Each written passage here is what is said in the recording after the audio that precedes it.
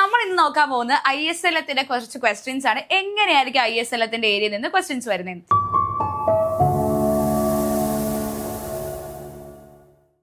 Hi all, welcome to competitive cracker. ഞാൻ Aparna Santhosh. Set എക്കണോമിക്സിന് നമ്മൾ miss ചെയ്യാൻ പാടില്ലാത്ത ഒരു ഏരിയ ആണ് നമ്മുടെ ISL അല്ലെ. അത് സെറ്റ് മാത്രമല്ല, എക്കണോമിക്സിന്റെ ഏതൊരു ക്വസ്റ്റ്യൻ പേപ്പർ എടുത്ത് നോക്കിയാലും ISLത്തെ ബേസ് ചെയ്തിട്ട് ഉറപ്പായിട്ടും ഒരു ചോദ്യം ഉണ്ടാവും. അപ്പൊ നമ്മൾ ഇന്ന് നോക്കാൻ പോകുന്നത് ISLത്തിന്റെ കുറച്ച് ക്വസ്റ്റ്യൻസ് ആണ്. എങ്ങനെയായിരിക്കും ISLത്തിന്റെ ഏരിയയിൽ നിന്ന് ക്വസ്റ്റ്യൻസ് വരുന്നത്? ISL നമുക്ക് എല്ലാവർക്കും അറിയുന്ന ഒരു ഏരിയ. ഇത് വലിയ കുഴപ്പമില്ല, ISLM എനിക്ക് അറിയാം, എന്താണ് ISA, എന്താണ് എല്ലാം, എന്തുകൊണ്ട് ഷിഫ്റ്റ് ചെയ്യുന്നു. പക്ഷെ ക്വസ്റ്റ്യൻ പേപ്പറിലെ ക്വസ്റ്റ്യൻ കാണുമ്പോൾ നമുക്ക് അറിയുന്ന കാര്യമായിട്ട് പോലും ചിലപ്പോൾ നമുക്ക് കൃത്യമായി ഉത്തരം എഴുതാൻ പറ്റിയെന്ന് വരില്ല. കാരണം എന്തുകൊണ്ടാണ്? ബിക്കോസ് നമ്മൾ അത് മനസ്സിലാക്കിയല്ല പഠിക്കുന്നത്, അതുകൊണ്ടാണ്. അപ്പൊ ഈ ഒരു വീഡിയോ മതി ISLത്തിൽ നിന്നുള്ള ക്വസ്റ്റ്യൻസ് ഒക്കെ നിങ്ങൾക്ക് ക്രാക്ക് ചെയ്യാൻ വേണ്ടിയിട്ട് കേട്ടോ. അപ്പൊ നമ്മുടെ ആപ്പിനെ ഒന്ന് പരിചയപ്പെടുത്താം. CCയുടെ ആപ്പിൽ നമുക്ക് ഫ്രീ ആയിട്ട് ഡെയിലി മോക്ക് ടെസ്റ്റുകൾ, ക്വിസ്, കറണ്ട് അഫയേഴ്സ്, അതുപോലെ തന്നെ പ്രീവിയസ് ഇയർ ക്വസ്റ്റ്യൻസിന്റെ PDF അവൈലബിൾ ആണ്. നിങ്ങൾ സ്വയം ടെസ്റ്റ് ചെയ്തതിന് ശേഷം നമ്മുടെ പെർഫോമൻസും റാങ്കും ഒക്കെ അനലൈസ് ചെയ്യാൻ പറ്റും. ഫ്രീ ആയിട്ട് ഈ ഒരു അവസരം തരുന്ന ആരും പാഴാക്കരുത്. ഇന്ന് തന്നെ നമ്മുടെ ആപ്പ് ഡൗൺലോഡ് ചെയ്യുക കേട്ടോ. നമ്മുടെ സെറ്റ് ജാനുവരിയുടെ റിസൾട്ടാണ്. നിങ്ങൾ തന്നെ വലിയൊരു വിജയമായിരുന്നു അല്ലേ നമുക്ക്. ഓക്കെ, അപ്പൊ നമുക്ക് ഒട്ടും സമയം കളയാതെ നമ്മുടെ വീഡിയോയിലേക്ക് കിടക്കാം. അതുപോലെ തന്നെ നമ്മുടെ സെറ്റിന്റെ 70 days ബാച്ച് സ്റ്റാർട്ട് ചെയ്തിട്ടുണ്ട്. ജോയിൻ ചെയ്യാൻ ആഗ്രഹിക്കുന്ന എല്ലാവരും 9746455514 നമ്മുടെ നമ്പറിലേക്ക് കോൺടാക്ട് ചെയ്യുക കേട്ടോ. ആദ്യ ചോദ്യം 2024-25 ചോദിച്ചേക്കുന്ന ക്വസ്റ്റ്യൻസ് മാത്രമേ കൊണ്ടുവന്നിട്ടുള്ളൂ. എന്തോരം ക്വസ്റ്റ്യൻസ് ഉണ്ടെന്ന് നിങ്ങൾക്ക് കാണാൻ പറ്റൂ കേട്ടോ. Choose the correct statement related to LM curve. LM കർവിനെ അപേക്ഷിച്ചിട്ട് ഏതാണ് ശരി എന്നാണ് ചോദിച്ചിരിക്കുന്നത്. The LM curve is a schedule that describes the combinations of rate of interest and the level of income at which money market is in equilibrium. അപ്പൊ അതിനു മുമ്പ് ISL ഒന്ന് പറഞ്ഞ് ജസ്റ്റ് ഒന്ന് പറഞ്ഞു പോവാം. IS എന്ന് പറഞ്ഞ എന്താണ്? സേവിങ് ഇൻവെസ്റ്റ്മെന്റ് ഇക്വാളിറ്റി ആണല്ലോ കാണിക്കുന്നത്. എന്താണ്? ഇൻവെസ്റ്റ്മെന്റും ആൻഡ് സേവിങ്ങിന്റെ ഇക്വാളിറ്റി ആണ് കാണിക്കുന്നത് അല്ലെ. അത് കൂടാതെ നമുക്ക് എന്ത് പറയാൻ പറ്റും? AD equal to AS, aggregate ഡിമാൻഡും അഗ്രിഗേറ്റ് സപ്ലൈയും ഈക്വൽ ആണെന്ന് നമുക്ക് പറയാൻ പറ്റും അല്ലെ. അഗ്രിഗേറ്റ് ഡിമാൻഡും അഗ്രിഗേറ്റ് സപ്ലൈയും. അതുപോലെ തന്നെ റേറ്റ് ഓഫ് ഇൻട്രസ്റ്റും ഇൻകവും തമ്മിലുള്ള ഇൻവേഴ്സ് റിലേഷൻ, അവർ തമ്മിലുള്ള നെഗറ്റീവ് റിലേഷൻ ആണ് എന്ത് കാണിക്കുന്നത്? IS curve. അപ്പൊ ഇത് തമ്മിലുള്ള ഇൻവേഴ്സ് റിലേഷൻ കാണിക്കുന്നത് കൊണ്ട് തന്നെ എന്താ? IS കർവ് നെഗറ്റീവ്ലി സ്ലോപ്ഡ് ആണ്. ഇവിടെ R, ഇവിടെ Y. ഇതാണ് നമ്മുടെ IS കർവ് പറയുന്നത്. അടുത്ത LM കർവ്, മണി മാർക്കറ്റ്. ഇത് IS കാണിക്കുന്നത് ഗുഡ്സ് മാർക്കറ്റ് ഇക്വിലിബ്രിയം ആണ് കേട്ടോ. Goods market equilibrium. LM എന്താ കാണിക്കുന്നത്? മണി മാർക്കറ്റ് ഇക്വിലിബ്രിയം ആണ് LM കാണിക്കുന്നത്. Okay, money market equilibrium. ഇനി LM എന്താണ് കാണിക്കുന്നത്? LM സപ്ലൈ ഫോർ മണിയും ഡിമാൻഡ് ഫോർ മണിയും ഈക്വൽ ആവുന്ന പോയിന്റിലാണ് നമ്മുടെ എന്താ LM കർവ് അല്ലെങ്കിൽ എന്താ മണി മാർക്കറ്റ് ഇക്വിലിബ്രിയത്തിന് എന്താണ്? മണി സപ്ലൈ ഡിമാൻഡ് ഫോർ മണിയും കൂടെ ഈക്വൽ ആവുന്ന. ഓക്കെ, ഇവിടെ എന്താണ്? റേറ്റ് ഓഫ് ഇൻട്രസ്റ്റും ഇൻകവും തമ്മിൽ എന്ത് റിലേഷൻ ആണ്? പോസിറ്റീവ് റിലേഷൻ ആണ്. അതുകൊണ്ട് തന്നെ എന്താണ് സ്ലോപ്പ് വരുന്നത്? അപ്വേർഡ് സ്ലോപ്പിംഗ് ആണ് കേട്ടോ. ഓക്കെ, ഇത് ഇത്രയാണ് നമുക്ക് ജസ്റ്റ് ഒരു സ്റ്റാർട്ടിംഗ് പോയിന്റ് പറയുന്നത് വെച്ച് കഴിഞ്ഞാൽ ISLM ശരിക്കും ഹിക്സ് ആൻഡ് ഹാൻസൺ കൊണ്ടുവന്നതാണ്. കാരണം എന്താ? സാധാരണ ഇപ്പൊ ക്ലാസിക്കൽസ് ആണെങ്കിലും കെയ്ൻസ് ആണെങ്കിലും ഗുഡ്സ് മാർക്കറ്റും മണി മാർക്കറ്റിനെ പറ്റിയിട്ട് സെപ്പറേറ്റ് ഒരു ഇക്വിലിബ്രിയം, അവർ രണ്ടും ഒരേപോലെ ഇക്വിലിബ്രിയത്തിലാകുന്ന ഒരു കണ്ടീഷൻ പറഞ്ഞിട്ടുണ്ടായിരുന്നില്ല.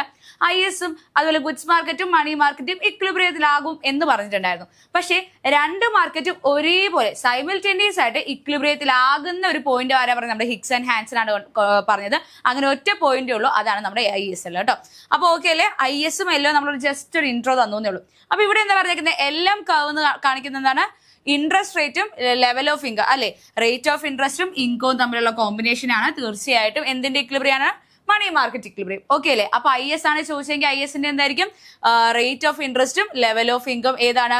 ഗുഡ്സ് മാർക്കറ്റ് ഇക്വിലിബ്രിയത്തിലാവുന്നതാണ്. ക്ലിയർ അല്ലേ? അപ്പൊ ആദ്യത്തെ നമുക്ക് ശരിയാന്ന് ഉറപ്പിക്കാം. യെസ്, ശരിയാണ്. ഇനി the LM curve is flatter. LM curve flatter ആവുന്ന കേസസ് ആണ് ചോദിച്ചിരിക്കുന്നത്. If the interest elasticity of demand for money is low. എപ്പോഴാണ് LM ഫ്ലാറ്റർ ആവുന്നത്? സ്റ്റീപ്പർ ആണ്. അതുപോലെ IS എപ്പോൾ ഫ്ലാറ്റർ? ഇങ്ങനത്തെ ക്വസ്റ്റ്യൻസ് ആണ് ISLM ചോദിക്കുന്നത്. എന്തുകൊണ്ട് IS റൈറ്റിലേക്ക് ഷിഫ്റ്റ് ചെയ്തു അല്ലെങ്കിൽ ലെഫ്റ്റിലേക്ക് ഷിഫ്റ്റ് ചെയ്തു? അതുപോലെ തന്നെ LM അല്ലെങ്കിൽ എന്താണ് ഫ്ലാറ്റർ ആവാനും സ്റ്റീപ്പർ ആവാനുള്ള കാരണം എന്ത്? ഇതാണ് നമ്മൾ ഇനി അടുത്ത് നോക്കാൻ പോകുന്നത്. ശ്രദ്ധിക്കുക. അത് നമുക്ക് IS ഒന്ന് നോക്കി പോവാം. IS എന്താണ്? IS ഫ്ലാറ്റർ ആണ്. ISന്റെ ഫ്ലാറ്റ് റോ സ്റ്റീപ്പർ ആവാനുള്ള കാര്യം എന്ന് പറഞ്ഞു കഴിഞ്ഞാൽ ഇൻവെസ്റ്റ്മെന്റ് സെൻസിറ്റിവിറ്റി മൾട്ടിപ്ലയർ ആണ്. അതിന് മുമ്പ് ആദ്യം ഒന്ന് പറഞ്ഞോട്ടെ എന്തുകൊണ്ട് ISും എല്ലാം ഷിഫ്റ്റ് ചെയ്യാന്നുള്ള കാര്യം പറയാം അല്ലെ. IS ഷിഫ്റ്റ് ചെയ്യാൻ നമ്മുടെ ISന്റെ ഇക്വേഷൻ നമ്മുടെ അഗ്രിഗേറ്റ് ഡിമാൻഡിന്റെ ഇക്വേഷൻ നമ്മുടെ Y ഈക്വൽ ടു ഇക്വേഷൻ തന്നെ നമുക്ക് പറയാം. അപ്പൊ IS ഇക്വേഷൻ നമ്മൾ പറയുമ്പോൾ എന്ത് പറയും? AD അഗ്രിഗേറ്റ് ഡിമാൻഡിന്റെ കാര്യം വെച്ച് പറയുമ്പോൾ നമ്മൾ C plus I plus G plus X minus M ഇവരിലുള്ള ആൾക്കാരിലുള്ള ഷിഫ്റ്റ് മൂലമാണ് IS ചേഞ്ച് കൊണ്ടാണ് IS ഷിഫ്റ്റ് ആവുന്നത്. ശ്രദ്ധിക്കുക, ഇവിടെ നോക്കാം നമ്മൾ ഗവൺമെന്റ് വരുമ്പോൾ അവരുടെ ടാക്സും കൂടി ഇൻക്ലൂഡ് ആണ് അല്ലെ. അപ്പൊ IS റൈറ്റിലേക്ക് ഷിഫ്റ്റ് ചെയ്യാൻ റൈറ്റിലേക്ക് ഷിഫ്റ്റ് ചെയ്യാൻ എന്തൊക്കെയായിരിക്കും കാരണങ്ങളായിട്ട് വരുന്നത്? കൺസംഷൻ കൂടുന്നു, ഇൻവെസ്റ്റ്മെന്റ് കൂടുന്നു, ഗവൺമെന്റ് എക്സ്പെൻഡിച്ചർ കൂടുന്നു. ഗവൺമെന്റ് എക്സ്പെൻഡിച്ചർ കൂടുമ്പോൾ എന്താ വരുന്ന? ടാക്സ് കുറയണം അല്ലെ. അത് നമുക്ക് രണ്ടാമത് എഴുതാം. എക്സ്പോർട്ട് കൂടുന്നു, പിന്നെന്താ ടാക്സ് കുറയുന്നു, ഇമ്പോർട്ട് കുറയുന്നു. ഇത് ഇത്രയാണ് എന്ത് ISനെ റൈറ്റിലേക്ക് ഷിഫ്റ്റ് ചെയ്യാനുള്ള കാര്യങ്ങൾ. ഇനി IS ലെഫ്റ്റ് വേർഡ് ഷിഫ്റ്റ് എന്താ? ഇതിന്റെ നേരെ ഓപ്പോസിറ്റ് ആയിരിക്കും ലെഫ്റ്റിലേക്ക് വരുന്നത് കേട്ടോ. അപ്പൊ എന്താ? ടാക്സ് കൂടുന്നു, ഇമ്പോർട്ട് കൂടുന്നു, ബാക്കി എല്ലാവരും ഡിക്രീസ് ചെയ്യുന്നു. ഇതാണ് IS ഷിഫ്റ്റ് ചെയ്യാനുള്ള കാര്യങ്ങൾ. അപ്പൊ IS ഷിഫ്റ്റ് ചെയ്യാനുള്ള ക്വസ്റ്റ്യൻ വന്നു കഴിഞ്ഞാൽ എന്തൊക്കെയാണ് റീസൺസ്? ക്ലിയർ അല്ലേ? ഇനി അതിന്റെ സ്ലോപ്പ് ചെരിവ് എങ്ങനെയായിരിക്കും? അത് സ്റ്റീപ്പർ ആയിരിക്കണോ ഫ്ലാറ്റർ ആയിരിക്കണോ നോക്കാം. എന്തുകൊണ്ടാണ് IS ഫ്ലാറ്റർ ആവുന്നത്? എന്തുകൊണ്ടാണ് IS സ്റ്റീപ്പർ ആവുന്നത്? ശ്രദ്ധിക്കുക, ഇൻവെസ്റ്റ്മെന്റ് സെൻസിറ്റിവിറ്റി. അതായത് രണ്ട് കാരണങ്ങൾ കൊണ്ടാണ് മൾട്ടിപ്ലയർ എഫക്റ്റ് ഇൻവെസ്റ്റ്മെന്റ് സെൻസിറ്റിവിറ്റിനെ ആസ്പദമാക്കിയിട്ടാണ്. അതായത് റേറ്റ് ഓഫ് ഇൻട്രസ്റ്റിന്റെ ചേഞ്ചിൽ അവിടെ എത്രമാത്രം റെസ്പോൺസീവ് ആണ് നമ്മുടെ ഇൻവെസ്റ്റ്മെന്റ് എന്നാണ് നോക്കുന്നത്, നമ്മുടെ സെൻസിറ്റിവിറ്റി നോക്കുന്നത് കേട്ടോ. ശ്രദ്ധിക്കുക, IS ഫ്ലാറ്റർ. IS എപ്പോഴാണ് ഫ്ലാറ്റർ ആണ്? Highly sensitive. ശ്രദ്ധിക്കുക, ഹൈലി സെൻസിറ്റീവ് ആവുന്ന സാഹചര്യത്തിലാണ് എന്താ ഫ്ലാറ്റർ ആവുന്നത്. അതിന് ഏതെങ്കിലും ഇപ്പൊ നമ്മൾ ശ്രദ്ധിക്കുക, ഫ്ലാറ്ററോ സ്റ്റീപ്പറോ ഇതിൽ ഏതെങ്കിലും ഒന്ന് പഠിക്കുക. രണ്ടും കൂടെ പഠിച്ചിട്ട് അവയിൽ വരുമ്പത്തിലാക്കരുത്. നിങ്ങൾക്ക് രണ്ടും കൂടെ പഠിക്കാൻ പറ്റുമെങ്കിൽ ഒബ്വിയസ്ലി അത് തന്നെയാണ് നല്ലത്. ഇല്ലെങ്കിൽ എന്ത് ചെയ്യുക, ഏതെങ്കിലും ഒന്ന് പഠിക്കുക. ഇപ്പൊ ഫ്ലാറ്റർ ആവാനുള്ള റീസൺ അല്ലെങ്കിൽ സ്റ്റീപ്പർ ആവാനുള്ള റീസൺ പഠിക്കാം. അതിന്റെ ഓപ്പോസിറ്റ് ആയിരിക്കുമല്ലോ മറ്റേത് തന്നെ. അപ്പൊ നിങ്ങൾ പറയുക IS ഫ്ലാറ്റർ ആവാനുള്ള കാരണം എപ്പോഴായിരിക്കും ഫ്ലാറ്റർ ആവുന്നത്? ഇൻവെസ്റ്റ്മെന്റ് ഹൈലി സെൻസിറ്റീവ് ആകുമ്പോൾ. അപ്പൊ അതിന്റെ നേരെ ഓപ്പോസിറ്റീവ് ആയിരിക്കുമല്ലോ സ്റ്റീപ്പർ ആവുന്നത്. അപ്പൊ ഏതെങ്കിലും ഒന്ന് പഠിക്കുക കേട്ടോ. അപ്പൊ എന്താണ്? IS ഫ്ലാറ്റർ ആവുന്ന എപ്പോഴാണ്? ഹൈലി സെൻസിറ്റീവ് ആയിരിക്കുമ്പോഴാണ്. ഇനി സ്റ്റീപ്പർ ആവുന്ന എപ്പോഴാണ്? ഇൻസെൻസിറ്റീവ് ആകുമ്പോൾ. ഇനി മൾട്ടിപ്ലയർ എപ്പോഴാണ്? മൾട്ടിപ്ലയർ ലാർജർ ആകുമ്പോൾ. അപ്പൊ എന്താ MPC മൾട്ടിപ്ലയർ ലാർജർ ആകുമ്പോൾ എന്താ സംഭവിക്കുന്നത്? MPC ഹൈ ആയിരിക്കും. അപ്പൊ കൺസംഷൻ കൂടുന്ന സമയത്താണല്ലോ. അപ്പൊ MPC ഹയർ ആകുമ്പോൾ എന്താ സംഭവിക്കുക? MPC ഹയർ ആകുമ്പോൾ കൺസംഷൻ കൂടുമ്പോഴാണല്ലോ MPC ഹയർ. അപ്പൊ മൾട്ടിപ്ലയർ ലാർജർ ആവുമ്പോൾ MPC ഹൈ ആയിരിക്കും, ടാക്സ് ലോവർ ആയിരിക്കും. അപ്പോഴായിരിക്കും നമ്മുടെ IS ഫ്ലാറ്റർ ആവുന്നത്. ഇനി മൾട്ടിപ്ലയർ സ്മോൾ ആകുമ്പോൾ എന്താ? IS സ്റ്റീപ്പർ ആയിരിക്കും. അപ്പൊ ഏതെങ്കിലും ഒന്ന് പഠിക്കുക. എന്താണ് ഫ്ലാറ്റർ ആവുന്ന കേസസ് എന്തൊക്കെയാണ്? ഇൻവെസ്റ്റ്മെന്റ് ഹൈലി സെൻസിറ്റീവ് ആവുമ്പോൾ, അതുപോലെ മൾട്ടിപ്ലയർ ലാർജ് ആകുമ്പോൾ. ക്ലിയർ അല്ലേ? ഇനി മുന്നോട്ട് പോകുമ്പോൾ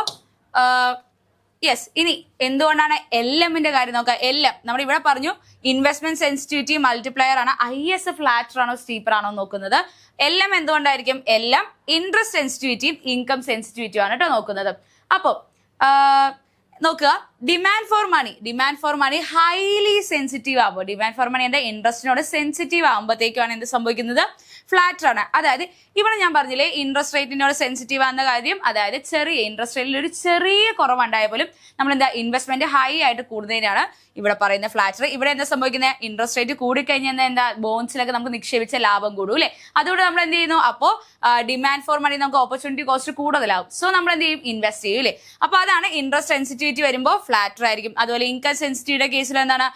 ഫ്ലാറ്റർ ആവുന്ന ഇൻസെൻസിറ്റീവ് ആണ്. ഇവർ രണ്ടുപേരും മാറിപ്പോകുന്നത് കേട്ടോ. ഡിമാൻഡ് ഫോർ മണിയിൽ സെൻസിറ്റീവ് ടു R ആയിരിക്കും. ഇവിടെ എന്താണ്? ഇൻകം സെൻസിറ്റീവില് ഇൻസെൻസിറ്റീവ് ആണ് കേട്ടോ. ഈ രണ്ട് പോയിന്റും മാറിപ്പോയത്. ഇവിടെ രണ്ടും ഉൾട്ടയായിട്ടാണ് വരുന്നത്. ക്ലിയർ അല്ലേ? അപ്പൊ നമ്മൾ ക്വസ്റ്റ്യനിലേക്ക് പോയാലോ.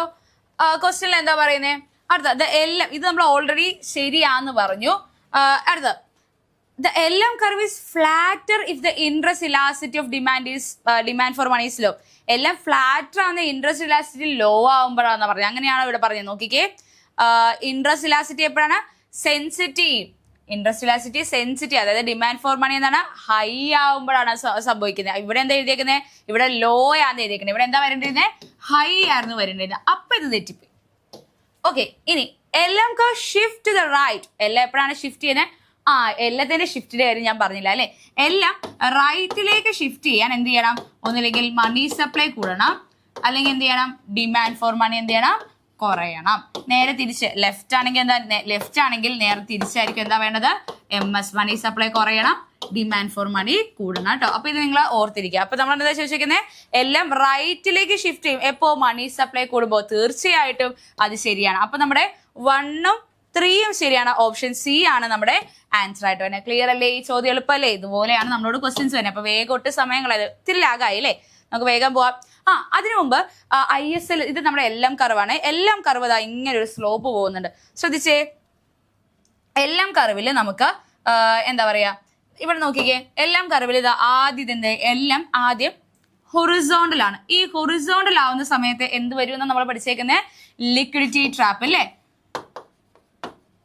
ലിക്വിഡിറ്റി ട്രാപ്പിന്റെ എന്താണ് ലിക്വിഡിറ്റി ട്രാപ്പ് എന്ന് പറഞ്ഞാൽ, interest rate at its lowest. ഈ ഒരു ലിക്വിഡിറ്റി ട്രാപ്പിനെ വെച്ചും ചോദ്യം ചോദിക്കാറുണ്ട്. എന്താണ് liquidity trap? Liquidity trap Keynesian റേഞ്ചിലാണ്. അതായത് എല്ലാം പെർഫെക്റ്റ്ലി ഇലാസ്റ്റിക് ആകുമ്പോൾ, എല്ലാം എങ്ങനെയാണ് പെർഫെക്റ്റ്ലി ഇലാസ്റ്റിക്. പെർഫെക്റ്റ്ലി ഇലാസ്റ്റിക് എന്ന് പറഞ്ഞാൽ എന്തായിരിക്കും, നമ്മുടെ ഹൊറിസോണ്ടലായിരിക്കും. നമ്മുടെ എക്സ് ആക്സിസിനോട് ഹൊറിസോണ്ടൽ. ഇത് കെയ്നീഷ്യൻ റേഞ്ച് ആണ്. ഇലാസ്റ്റിറ്റി ഈക്വൽ ടു ഇൻഫിനിറ്റി ആണ്. ഇവിടെ നോക്കിക്കേ, എല്ലാം വെർട്ടിക്കൽ ആവുന്ന ക്ലാസിക്കൽ റേഞ്ചിലാണ്. ഇലാസ്റ്റിറ്റി ഈക്വൽ ടു 0 ആണ്. അതുപോലെ കെയ്നീഷ്യൻ റേഞ്ചിൽ ഫിസ്ക്കൽ പോളിസിയാണ് എഫക്റ്റീവ്. ക്ലാസിക്കലില് മോണിറ്ററി പോളിസിയാണ് കേട്ടോ എഫക്റ്റീവ്. ഇത് നിങ്ങൾ അറിഞ്ഞിരിക്കുക, ഇത് ഭയങ്കര ഇമ്പോർട്ടന്റ് ആണ്. ഇവിടെ മോണിറ്ററി പോളിസി വർക്ക് ചെയ്യില്ല. ഇവിടെ എന്താണ് ലിക്വിഡിറ്റി ട്രാപ്പ് വരുന്ന എവിടെയാണ്, ഇൻട്രസ്റ്റ് റേറ്റ് അതിന്റെ ലോവസ്റ്റ് ആകുമ്പോൾ. ഈ ഒരു പോയിന്റിന് ശേഷം തീർച്ചയായിട്ടും ഇൻട്രസ്റ്റ് റേറ്റ് കൂടത്തേ ഉള്ളൂ, കുറയത്തില്ല കേട്ടോ. അപ്പൊ ഈ ഒരു കാര്യം കൂടെ നിങ്ങൾ നോട്ട് ചെയ്ത് അടുത്ത ക്വസ്റ്റ്യനിലേക്ക് നമുക്ക് വേഗം അസേർഷൻ റീസൺ ടൈപ്പ് ക്വസ്റ്റ്യൻ ആണ്. The slope of IS curve is depend upon the slope of IS എന്തിനാ ഡിപ്പെൻഡ് ചെയ്യുന്നതാണ്, ഇൻട്രസ്റ്റ് സെൻസിറ്റിവിറ്റി ഓഫ് ഇൻവെസ്റ്റ്മെന്റും എക്സ്പെൻഡിച്ചർ മൾട്ടിപ്ലൈ. ഞാൻ പറഞ്ഞു എന്താ ഇൻട്രസ്റ്റ് സെൻസിറ്റിവിറ്റിനെ, അതായത് ഇൻവെസ്റ്റ്മെന്റിന്റെ മൾട്ടിപ്ലയറിനെ ആസ്പദമാക്കിയിട്ടാണ് എന്ത് ഇരിക്കുന്നത്, നമ്മുടെ IS ഇരിക്കുന്നതെന്ന് ഞാൻ പറഞ്ഞു. യെസ്, തീർച്ചയായിട്ടും അതെ, തീർച്ചയായിട്ടും അതെ. അപ്പൊ എന്താണ്, കറക്റ്റ് ആണ്, A കറക്റ്റ് ആണ്. അപ്പൊ 6 നോക്കാം. The slope of the LM. ഒരിക്കലും ISനെ പറ്റിയിട്ട് എല്ലാത്തിലേക്ക് പിന്നെ വരേണ്ട കാര്യമില്ല. അപ്പൊ റീസൺ എന്തായാലും എക്സ്പ്ലനേഷൻ അല്ല 6 എന്ന് കറക്റ്റ് ആയി. പക്ഷെ നമുക്ക് ശരിയാണോ നോക്കണമല്ലോ.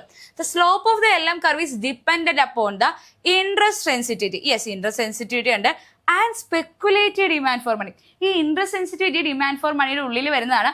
അത് അല്ല വരേണ്ടത്. ഇവിടെ എന്തായിരുന്നു വരേണ്ടിരുന്നത്, എന്താന്ന് ഓർക്കുന്നുണ്ടോ, ഇൻകം സെൻസിറ്റിവിറ്റി ആണല്ലേ. ഇൻട്രസ്റ്റ് ആൻഡ് ഇൻകം സെൻസിറ്റിവിറ്റിനെ ആസ്പദമാക്കിയിട്ടാണ്. അതുകൊണ്ട് 6 തെറ്റിപ്പോയി. സോ A മാത്രമാണ് കേട്ടോ ശരി. കുറച്ച് സ്പീഡാണ്. എന്തൊക്കെയാണ് സെൻസിറ്റിവിറ്റി ആവുന്നതെന്ന് ഞാൻ നേരത്തെ സ്ലൈഡിൽ പറഞ്ഞു, അതും കൂടെ കമ്പയർ ചെയ്യുക. സോ C ആണ് കേട്ടോ ആൻസർ വരുന്നത്. ഇനി അൻ ഇൻക്രീസ് ഇൻ ഗവൺമെന്റ് ഷിഫ്റ്റ്, ഗവൺമെന്റിന്റെ സ്പെൻഡിങ് ISനെ റൈറ്റിലേക്ക് ഷിഫ്റ്റ് ചെയ്യും. ഞാൻ പറഞ്ഞിരുന്നു അല്ലേ. വിത്ത് ആക്ച്വൽ ചേഞ്ച് ഇൻ ഔട്ട്പുട്ട് ഈ ISന്റെ ഷിഫ്റ്റിനേക്കാൾ ഗ്രേറ്റർ ആവുന്നത് എപ്പോഴാന്നാ ചോദിച്ചേക്കുന്നത്.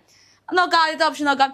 LM is related. ഇത് നിങ്ങൾ ശ്രദ്ധിക്കുക, ഓപ്ഷൻ C ആണ് കേട്ടോ ആൻസർ വരുന്നത്. അതായത് ISഉം LOയും ഫ്ലാറ്റർ, റിലേറ്റീവ്ലി ഫ്ലാറ്റർ ആകുന്ന സമയത്താണ് ഔട്ട്പുട്ട് ഗ്രേറ്റർ ആവുന്നത്. ഇവിടെ നോക്കുക, എല്ലാം ഫ്ലാറ്റർ, IS സ്റ്റീപ്പർ ആവുന്ന സമയത്ത് മൾട്ടിപ്ലയർ, നമ്മുടെ MPC എന്താണ്, MPC കുറവായിരിക്കും, അല്ലെങ്കിൽ മൾട്ടിപ്ലയർ എഫക്റ്റ് കുറവായതുകൊണ്ട് അധികം നമ്മുടെ പ്രതീക്ഷിച്ചത്രയും ഗെയിൻ ഉണ്ടാവില്ല ഔട്ട്പുട്ടിന്. അതുകൊണ്ട് തെറ്റിപ്പോയി.